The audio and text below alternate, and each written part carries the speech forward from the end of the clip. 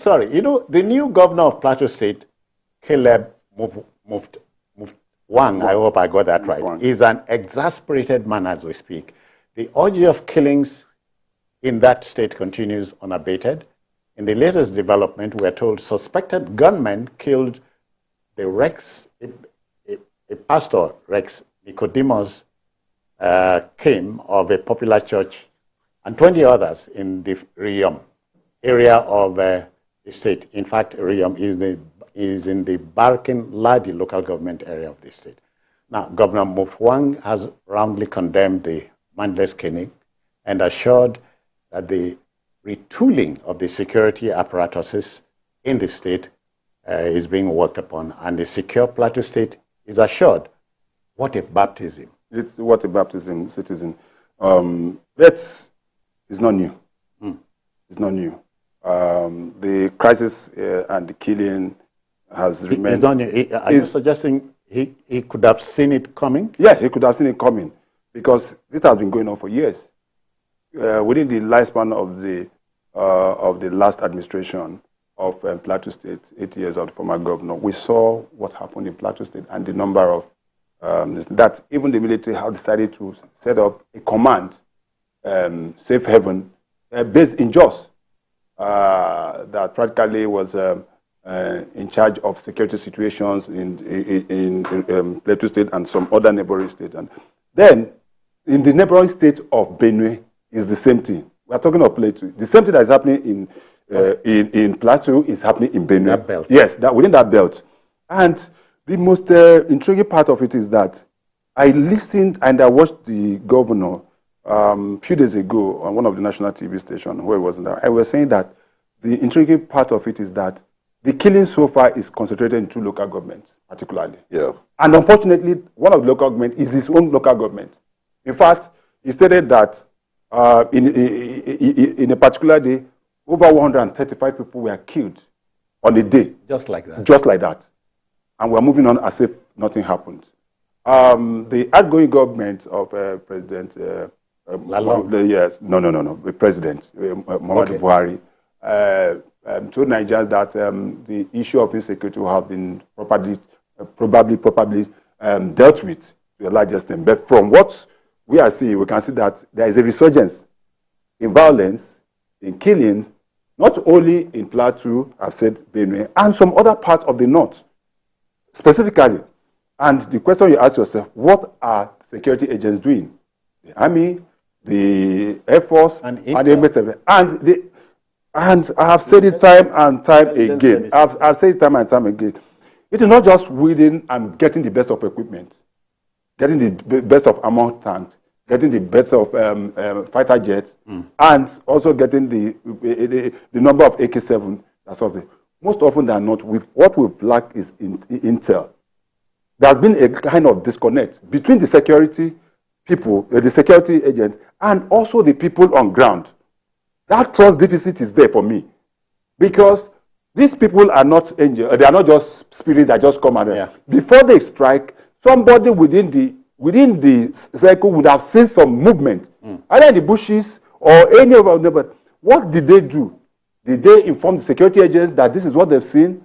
Is it that because they feel that, because the problem has always been that even when they tell the security agencies, most often than not, those information fits back to those that attack them, and it becomes a problem for those. So most often than not, instead of saying something and saying something, people say something and keep quiet. Yeah. And that is not the situation across. So I think there's a need for the good enough President Bola Tinubu, a few days ago after his inauguration, had a meeting with all the security chiefs, including the Inspector General of Police, and gave a marching order that there has to be a rejig within the security apparatus of the nation, so that this issue of insecurity and the killings and and he has told them, which was part of the problem they had initially, that they were working at cross ends. You know, everybody just keeping to himself, that they should be able to work together. And I hope and I believe that the issue of Plateau, the issue in Benue, and other parts of the country that can be linked in the board immediately. KJ, but it raises the question of citizenship, settlership, indigenship. they still have not been settled. If you understand what I mean. That contestation of indigenship and citizenship in Nigeria is clear. And I've said it before. It is rooted in our culture. It is rooted in our foundation. I think I explained this here, the last time I was here, that largely we had this because of the diversity in the country and the fact that you hardly see who will call himself a Nigerian. One of the major manifest reality of the conundrum, the question of ethnicity in Nigeria, is the fact that Nigeria has or holds allegiance largely to their group, their tribe, before they see themselves as Nigerian. In fact, before we see ourselves, let me also count myself in, before we see ourselves as Nigerian. So when you get to it, when you stand in a place, that urge to fight for space, to protect your space is there. So man is territorial. Of course, if that is what the environment, entails, kind of, protect. I don't think you have so much, choices to make. However, whether it is from the the indigenship contestation era, I think I read the work of a Dr. Umeruku on that sometimes back. On this same Plateau killing, it was on the same contestation of citizenship and indigenship in Nigeria with the Plateau case. Yes, with the Plateau case as the case study. So it is there. But I think the insecurity we have, it's more than that. And I think it is. I'm expecting the government to take proactive and drastic measures. It is beyond holding meetings with the security chief. Before now, we've had that over and again. And what did we produce? Look at it. In 2015, when the government force came in, the security budget was, I think, about 960 billion. But just 5 years after, 2020, it was increased to about 1.8 trillion. And that tells you that we have burning money on this, not just us burning money on it.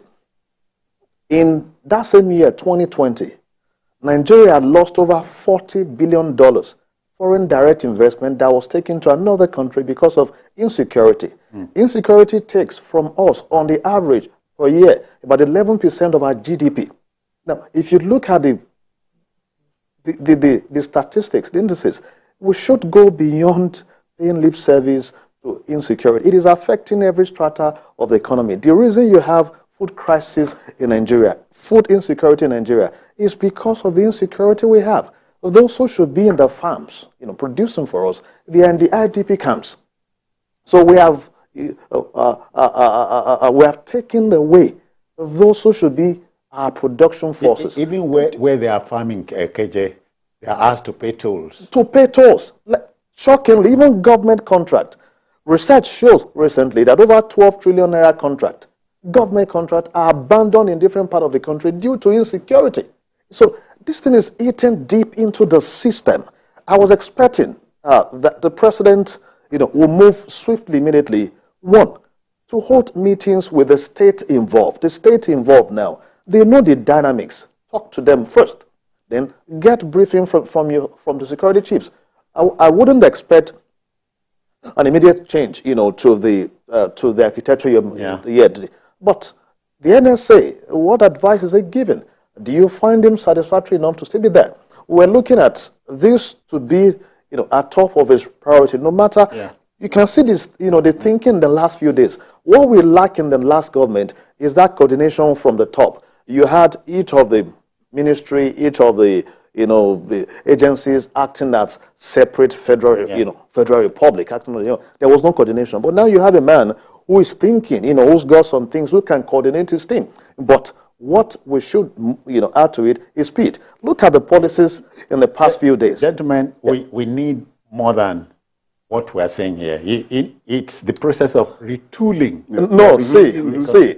If the governor said retooling, do you know how much the last government spent on purchasing different tools for the military? I don't think any government has done that in the history of this country before. So if, despite what we had on ground, you still had such increase in insecurity, then we should ask ourselves, Okay. Is it all about the tools? No, I think it should be about the thinking. Okay. But for me, the thinking is the basic. Time is the master on this show, as indeed on any show on TV. Yeah. Time to rest the discussion here, but the killing, the loss of lives in our country, we cannot afford it. Over 54,000, not anymore. dead in just 7 years. 54,000 Nigerians. We should look into But this. we'll go on a commercial break now. We should be back